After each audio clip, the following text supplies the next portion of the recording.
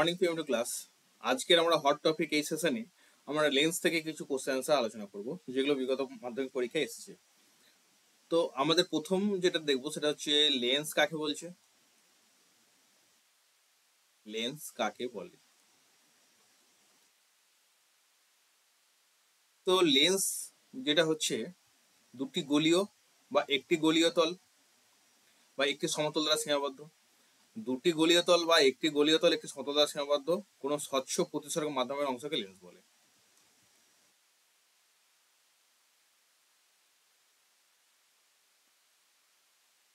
দুটো গোলীয় তল হতে পারে বা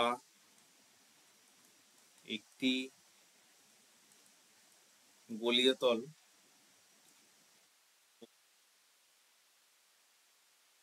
একটি সমতল দ্বারা সীমাবদ্ধ।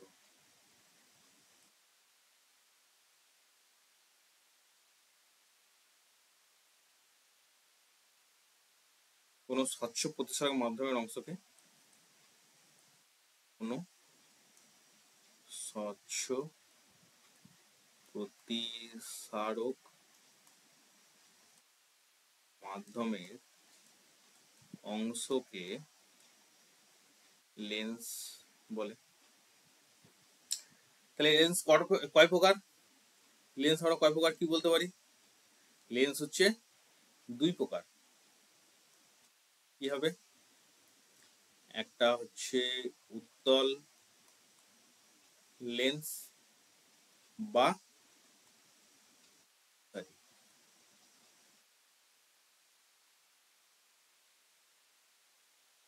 আর একটা হচ্ছে 2 নম্বর কি বলবো আমরা, অবতল লেন্স। অবতল লেন্স বা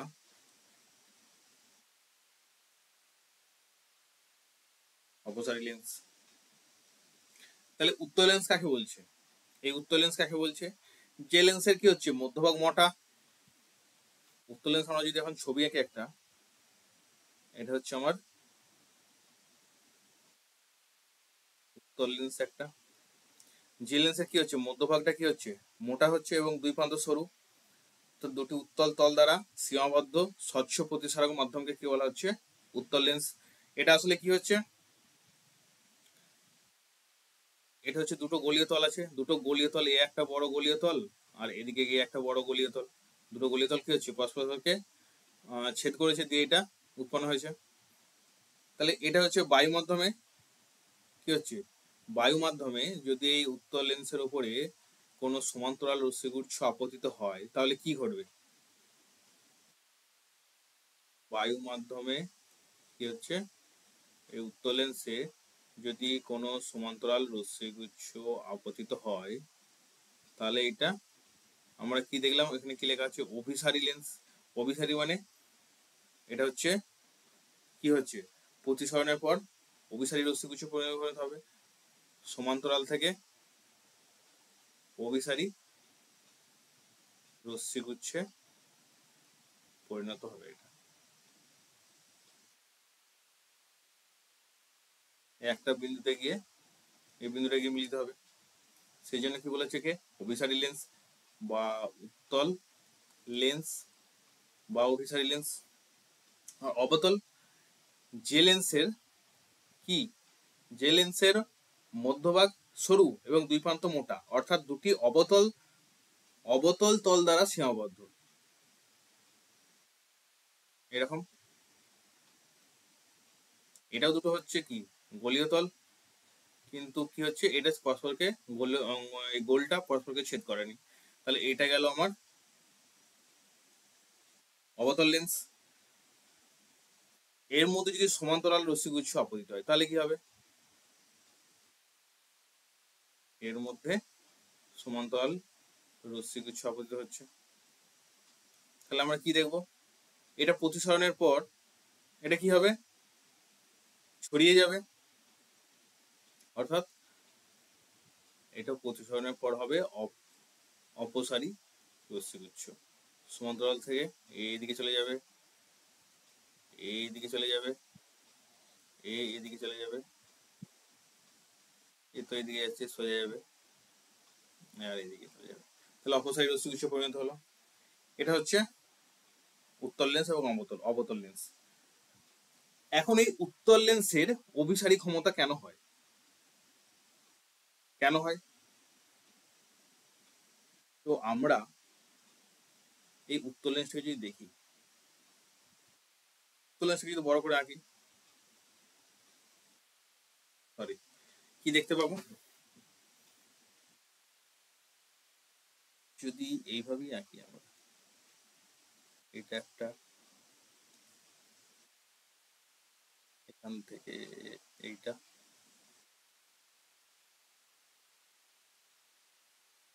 এইভাবে,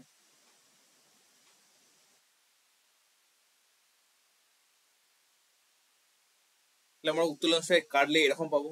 আমি যদি পরপর জুড়ে দিই তাহলে কি পাবো? এটা উত্তল লেন্সটা পাবো, ঠিক তো? তাহলে এইগুলো হচ্ছে এক একটা প্রিজমের অংশ।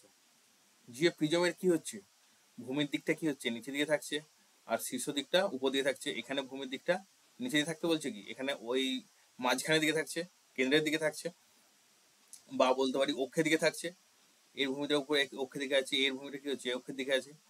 তাহলে প্রিজমের ক্ষেত্রে আমরা কি দেখেছি, যখন প্রিজমে কি হয়, এটা প্রধান অক্ষের দিকে এগুলো থাকছে ভূমিগুলো।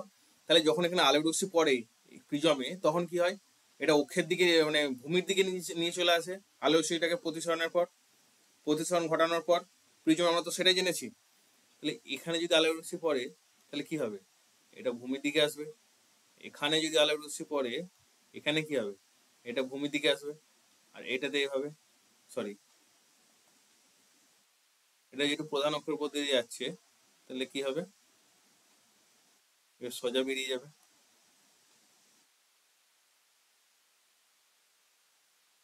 তাহলে এই আলোক রশ্মি পড়ছে, এই আলোক রশ্মি পড়ছে, এই আলোক রশ্মি পড়ছে, এগুলো কি হচ্ছে, অভিসারী হয়ে যাচ্ছে। তাহলে প্রিজমের উপর আপতিত রশ্মি প্রতিসরণের পর কি হচ্ছে, ভূমির দিকে বেঁকে যাচ্ছে। তাই প্রিজমের আলোক রশ্মিগুলো কি হয়, নিচের দিকে বেঁকে যায়। এটার ভূমির দিকে বেঁকে যাচ্ছে, এটার ভূমির দিকে বেঁকে যাচ্ছে, এটা সোজা চলে যাচ্ছে। তাহলে একটা উত্তল লেন্সকে আমরা ছোটখাটো কি বলতে পারি, যে প্রিজমের উপর প্রিজম সাজানো আছে এর মধ্যে। তাহলে যেহেতু এর মধ্যে প্রিজমগুলো সাজানো আছে, সেগুলো কি হচ্ছে, যার শীর্ষবিন্দুগুলো কি হচ্ছে বাইরের দিকে, আর ভূমিগুলো কি হচ্ছে প্রধান অক্ষের দিকে। সেই কারণে এই ঘটনাটা ঘটছে। একই রকম ভাবে আমরা আর কি বলতে পারি, অবতল লেন্সের ক্ষেত্রে, অবতল লেন্সের ক্ষেত্রে আমরা সেটা বলতে পারি, যদি আমরা একটা অবতল লেন্স আঁকি এখানে, অবতল লেন্স,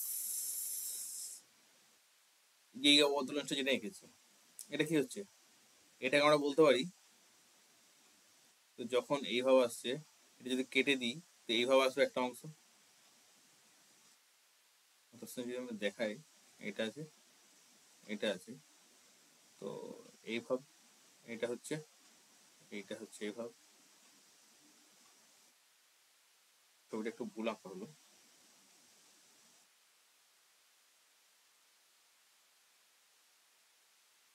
এটা হচ্ছে অবতল লেন্স।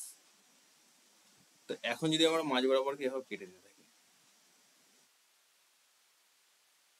কি হচ্ছে এক্ষেত্রে, এক্ষেত্রে এইগুলো যে প্রিজমগুলো যেগুলো বেরোচ্ছে, এই প্রিজমগুলো হচ্ছে এইভাবে থাকছে, অর্থাৎ প্রধান অক্ষের দিকে কি থাকছে, শীর্ষবিন্দু থাকছে। তাহলে প্রধান অক্ষের দিকে শীর্ষবিন্দু থাকছে, এটা প্রধান অক্ষ, এর দিকে কি থাকছে, শীর্ষবিন্দু থাকছে। তাহলে এতে যখন সমান্তরাল রশ্মিগুচ্ছ পড়ছে, কি করে প্রিজম, ভূমির দিকে বাঁকিয়ে দেয়। এখানেও যখন রশ্মি পড়ছে তো কি করবে, ভূমির দিকে বাঁকিয়ে দেবে। এখানে যখন রশ্মি পড়ছে, এখানে ভূমির দিকে বাঁকিয়ে দিচ্ছে। এখানে যখন রশ্মি পড়ছে, এও কি করছে, ভূমির দিকে বাঁকিয়ে দিচ্ছে। আর এটা তো প্রধান অক্ষে সোজা চলে যাচ্ছে।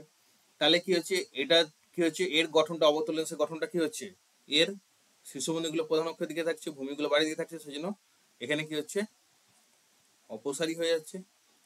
আর উত্তল লেন্সের ক্ষেত্রে কি হচ্ছে, অভিসারী হয়, এই কারণের জন্য। তাহলে এটা গেল লেন্সের মোটামুটি ব্যাপারটা, যে কোনটা হচ্ছে, কেন ঘটছে, উত্তল লেন্সে অবসারী, এই উত্তল লেন্সে অভিসারী, আর অবতল লেন্সে অপসারী কেন ঘটছে। আর উত্তল লেন্স সম্বন্ধে আমরা যেগুলো লেন্সের একটু যেগুলো ডিটেলসে জানবো, সেগুলো হচ্ছে, এটা যদি একটা লেন্স ধরি আমরা,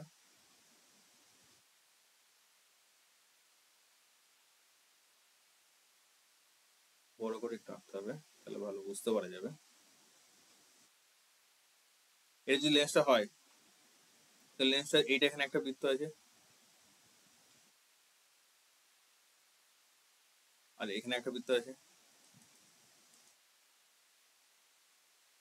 এই দুটো বৃত্ত। তাহলে প্রধান অক্ষ কি বলছে? উত্তল লেন্সের দুটি গলীয় তলের বক্রতা কেন্দ্রের সংযোজক সরলরেখাকে বলছে প্রধান লেন্স, এই প্রধান লেন্সের এই ওই লেন্সের প্রধান অক্ষ। তাহলে এই দুটো গলীয় তল থাকছে, এর যদি এটা সেন্টার হয়, এর যদি এটা সেন্টার হয়, এদের দুটোর সংযোজক সরলরেখা যেটা থাকছে সেটাকে বলছে প্রধান অক্ষ। আলোক কেন্দ্র কাকে বলছে?